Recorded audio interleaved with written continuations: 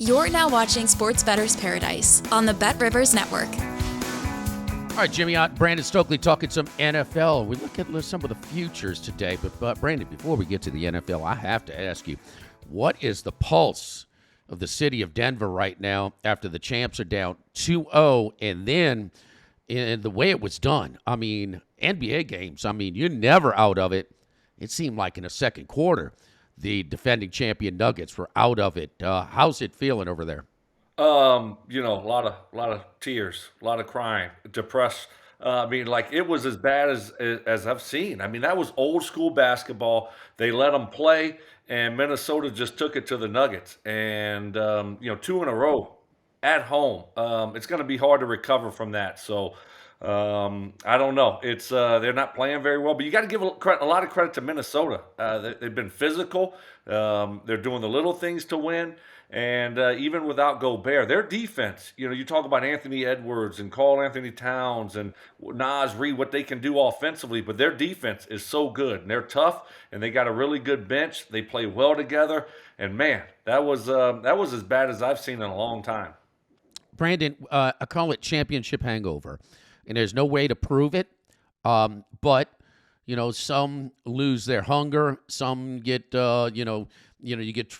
It's an extended celebration. Everybody's buying you, meals and drinks and whatever it is around town. You get the, all the treatment, and you lose a little bit of that grit maybe. But is it real in sports? And is this pertain to this Denver team?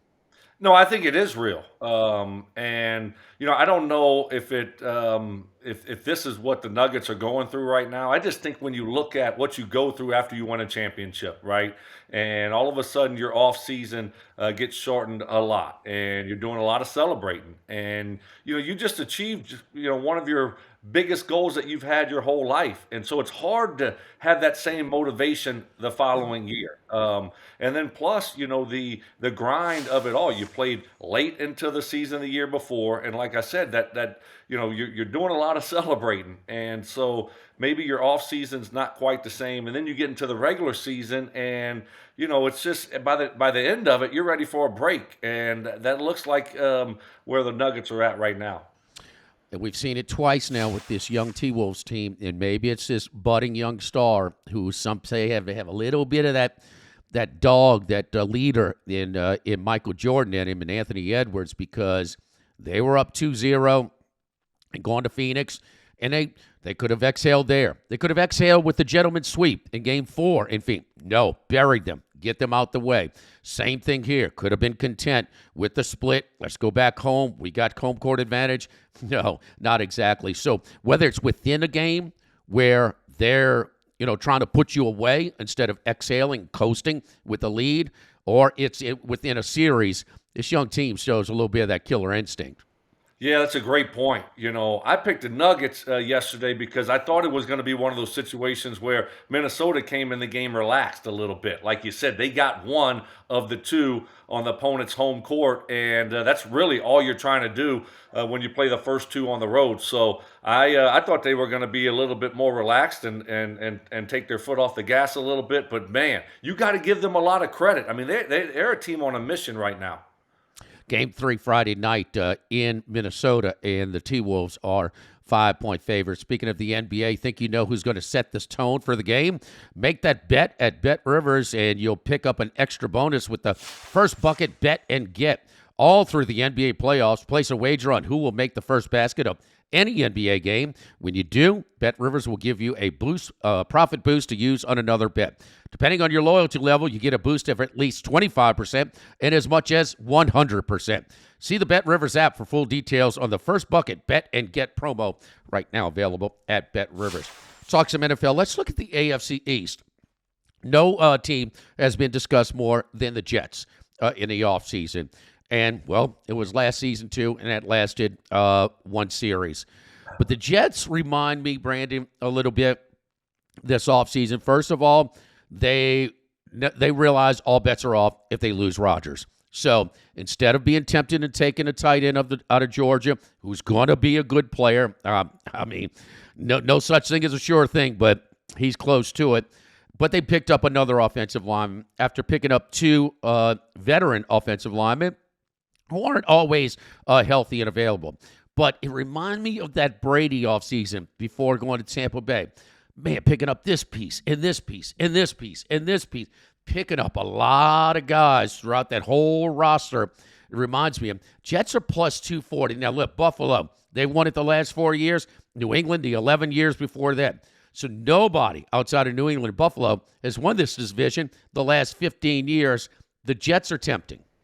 Yeah, they are. I think what they've done offensively, like you said, I mean, they've really addressed the offensive line. It's been a huge problem for them, seems like, for the last 5 to 10 years. So they went out in free agency, picked up a couple linemen, obviously in the draft with their first pick there, another offensive tackle there. So they're going to try to protect Rodgers. I like the addition of Mike Williams, if he can stay healthy and be healthy, to go with Wilson on the other side. So, and like you said, Jimmy, it all comes down to Aaron Rodgers staying healthy and available. And if he does, they're going to have a chance there in that division. So they're pushing all their chips in the middle. It's like they know their window's short. Salah, Robert, he's got to win. They got to win now, or they might be looking for a new coach. So they're pushing it all in the middle. They're trying to make a run at it, which you got to do with Aaron Rodgers at the age that he is, coming off of the injury that he's coming off of. A few seasons ago at Denver, this Jets team reminded me this past year, and I wonder just how good this Jets defense is, because sometimes when you have no fear of the opposing offense moving the ball on you, you take very little chances on offense, and it kind of inflates those defensive statistics a little bit. With the Jets, they're going to score more with Rodgers healthy. Is that defense going to hold up and be as stingy as it was, even when the opposing offense wasn't going to take much chances? Yeah, I think when you have an offense with a quarterback like an Aaron Rodgers, when we had Peyton Manning, it does take a little bit of pressure off of that defense, because you know that, you can have a tough game and still win it when you got a quarterback like that can put up, 30, 40 points any given Sunday. So I think that should take some pressure away from that defense a little bit. They don't have to play perfect ball now like they did a year ago to win games. All right, the Buffalo Bills are the favorite, though. They've won it 4 years in a row, and Josh Allen is back, and when you got him, you got a chance. There's no doubt about it. I mean, he's that special. I wonder about him, how long he's as big and strong as he is. The NFL always wins with running quarterbacks, and he's got to try to pick his spots a little bit more. They tried to get the running game out of the running backs, but it's been mostly Allen with their running game. Now Diggs is gone. What is it about your damn position that these guys get so silly? I mean, these guys are hard to manage sometimes. Diggs, outstanding production, but always it just seemed to be high maintenance, man, and seemed to be a bit of a headache. They said, hey, look, time to move on. We'll move on. But does he have enough weapons now without Diggs? Yeah, that's the question, right? They took the wide receiver out of Florida State there, Coleman, Keon Coleman. In the second round there. So there's not a lot of weapons, not a lot of experience there on the outside for him. Got Kincaid, got a couple nice tight ends there. So that certainly will help. You saw them transition. You mentioned there a little bit, Jimmy, when they moved away from Ken Dorsey, the offensive coordinator, to Joe Brady, they started putting more of an emphasis on running the football. And so I think you're going to see a little bit of a transition from them this year, and more of a run-heavy approach. And to me, it looks like Buffalo might be retooling a little bit, like almost halfway through maybe Josh Allen's career here, and they're going to try to make a big push moving forward, get a little bit younger, do things a little bit differently now with the trade of Stephon Diggs. So it's going to be interesting to see. They lost some good defenders also on that side of the football. So a little bit of a transition there for Buffalo. That's the way I'm looking at this year. Miami had a two-game lead with 5 to go in the division, but could not do it. Came down to the last week of the regular season. They had Buffalo where they wanted at home, but they blew a 14-7 second-half lead, despite Josh Allen having some turnover problems in the first half, but couldn't put him away. They're at plus 180. I wonder about just a limit with this team. And now they lose Fangio. Now they losing some other important pieces. So some rest of the roster. Still, the Tyreek, Cheetah is there, and Waddle. They're going to be explosive. But, man, I wonder if the window of opportunity may have passed the Dolphins by. They got so injured late in the year last year. They had so many injuries. Offensive line, their pass rushers, every one of their pass rushers was hurt last year. So I think if they can stay healthy, they're kind of my favorite to win that division. I Okay. like the addition of Odell, adding to Waddle and Tyreek Hill there. A lot of speed. I think Odell still can provide something, especially in an offense like that. So I do. I like if Miami can stay healthy with the transition that I think Buffalo is going to do, and the Jets. I just can't trust them right now, and the Patriots are, and also trying to figure things out with their young quarterback. I like the Dolphins in this division as long as they can stay healthy. Keep them out of that cold weather in playoff That's time right. as well. And as far as New England, but it's complete rebuild. Belichick's gone. The Kraft is going to be patient with Mayo, but I mean, they took, instead of trading down and maybe maximizing that pick at 3, they took their quarterback, and here we go. Here comes the rebuild. 22-1 to the Patriots. Yeah, you got it. I mean, you got to take a quarterback at 3 when you're in the position they were in. First year with a new head coach, and you're trying to find that next guy, and so they were in a good position to do it, and just kind of build it up the right way. And that seems like the approach that they're taking there, and it's the right approach. You're not going to do much this year, but you want to take the long-term view, and I think that's what they're doing in New England. Now we'll see if Drake May's the answer or not. Certainly that's going to play a big role in whether they get that thing turned around or not.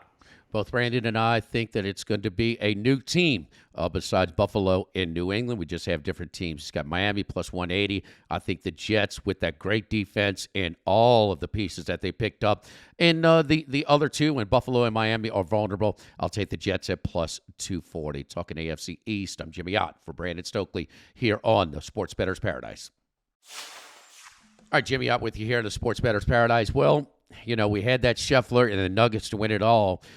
To that plus 16, 50, 17-1 prop that we had going on. But said you better hedge with the T-Wolves at plus 172. So at least we're going to cash a ticket there. So we think so. I'm getting ahead of myself a little bit. But that's where my opinion is right now on the Minnesota T-Wolves. And it's because they show me in-game that they will put teams away when they have a lead. They show me that in series, when there's a traditional exhale spot, they've got that killer instinct. They're up 2-0 against Phoenix. They go to Phoenix, could have exhaled there. It's always been a bounce-back spot. They drove Phoenix by double digits in Game 3. And then with the gentleman sweep situation, no fear at all. Up 3-0, no. They stomp on the throat and eliminate the Suns in 4 and sweep them.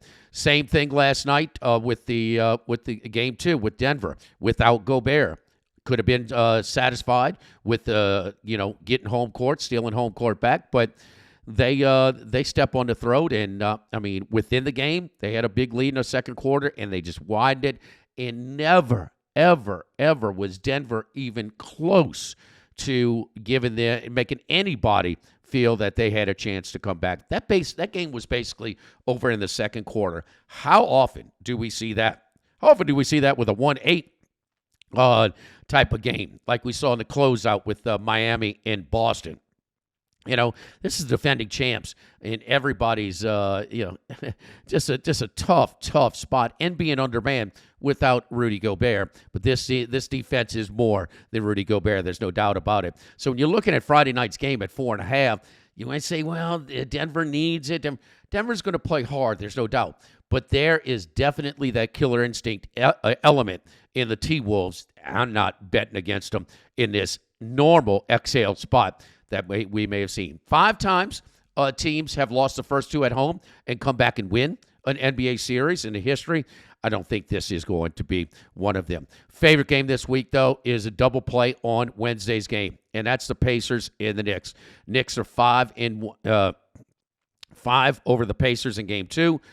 Pacers had more than their fair share of chances to win Game 1. I don't think that DiVincenzo is going to be 10 of 17 again from the floor. He was really in rhythm. He hit some quick release, contested threes in transition. He was a big reason. Yes, we know about Brunson's, another 40-point performance for him. But DiVincenzo was really big. And that Villanova trio is really fun. Speaking of the other part of that Villanova trio, and Josh Hart. He was 9 of 13 from the field. We love Josh Hart, but my goodness, you got to adjust. A veteran coach, Rick Carlisle, one time the Pacers, defender was floating out, contesting him. He's not going to shoot a jump shot. I mean, he may do it. He can do it at times, but if that's where the percentages are. Like game one, they laid off of him in Philadelphia in the Philadelphia series, and he knocked down multiple threes, key threes to keep him in it, and eventually they win it. But that's what you have to do with him. Get him away from the rim. He finishes so strong. He gets to the line. He's a good free throw shooter. That's where he gets his production, not from the perimeter. I thought it was a flawed defensive approach by the Pacers, which is easily fixable. And then the bench, it might not be 46-3 Pacers, but it's going to be lopsided, big time lopsided. So no doubt the depth with the Pacers have. All of the advantages, I think it's going to be very similar to Game 2 in the Philadelphia series, which Philadelphia gave that one away. Had some fouls that the NBA agreed upon late in the game. It happens in the Garden sometimes when they get caught up in the emotion. But I just think the Pacers are going to not only cover this game, but win it outright. Plus 170 on the money line, I like a lot. Just as a lot of things that happened in Game 1. Brunson, he's shown his 40 is sustainable. 37.5 is his over-under for Game 2. I mean, that 37.5. I mean, that is unbelievable. Michael Jordan never had numbers that high. He's done it down the pace. He had basically half of his points in the fourth quarter when they needed it most, but the rest of the things are not as sustainable. I like the Pacers in a big way. I think the Pacers will come back and win this series as a whole, which is worth a look as well. But my big plays is Game 3 on Wednesday, Pacers +5 and plus 170 on the money line. For the Sports Bettor's Paradise, I'm Jimmy Ott here on the Bet Rivers Network.